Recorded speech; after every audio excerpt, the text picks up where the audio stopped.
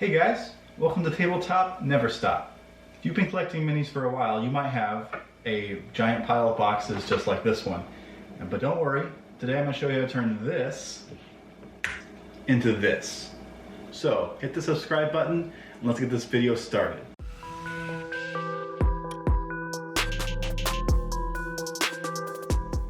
So this is my miniature storage solution. There's a lot of different ways you can do this. None of them are wrong. This is the way that I do it. To use this method, you're going to need some plastic totes like these. You're going to need some magnetic primer. You're going to need some small magnets. And of course, you're going to need some super glue. Now, I already have a whole video about magnetizing your miniatures for ice and fire. So if you want to take a look at that, I'll link it in the description. Today, we're just going to be talking about the magnetizing for the purposes of storage. So these guys are magnetized and they're sitting on a layer of magnetic primer. I use Rust-Oleum magnetic primer, which works quite well. And then, of course, I have magnets on the bottom of my miniatures, and they hook right in. Surprisingly, a large amount of the miniatures in Ice and Fire fit in trays like these. These ones are actually from Michaels. You can get them on Amazon, but going to a hobby shop is probably your best bet. I got these for $4 a piece. Anything that doesn't fit, you can get a larger tote. This is where I keep my tall boys. And although the system works great for ice and fire, really any miniatures that have hollow concave bases that you can stick a magnet under, this will work quite well for them. Some people prefer to magnetize trays and then store them in containers like this.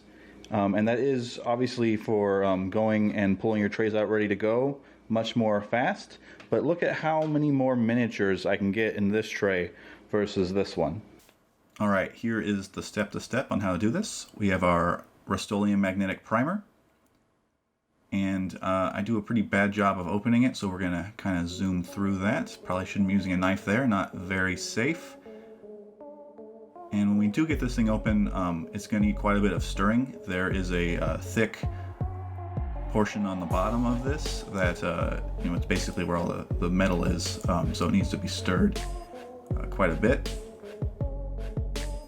I dig in there and get it. Let's see. Yeah, there it is. So we're gonna need to spend some time really stirring this paint and getting it ready.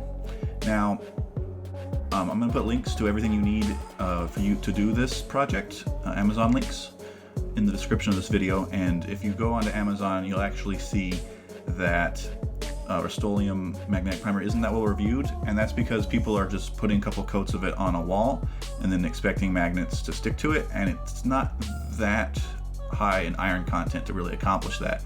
But as you're about to see, we're not going to paint this on something, we're going to pour it. So this pouring method is going to work quite well. It's going to be more than strong enough, and then you can just use the power of gravity to move the paint around the tray. You do want to be careful to get a nice even layer so that your final product isn't bumpy. And I would caution you not to go too crazy.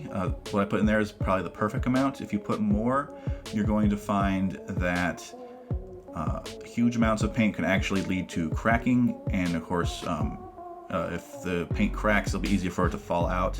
I did find that just pouring some PVA glue into cracks will kind of keep them from coming apart on you, and the PVA glue won't have any negative effect on the magnetic nature of the paint. And if you need to, you can just throw a little more paint on there and spread it around. If you're feeling ambitious, you can even use magnetic primer as an alternative magnetic base for your unit trays, although I actually don't find them to be superior than washers or magnets. So that's everything you need to know about my method of miniature storage. I'd say it's pretty much saved me twice as much shelf space, which of course means that now I have more room to get more miniatures, which I guess is kind of the point. Feel free to share how you store your minis in the comments, and we'll see you in the next video. Thanks so much for watching.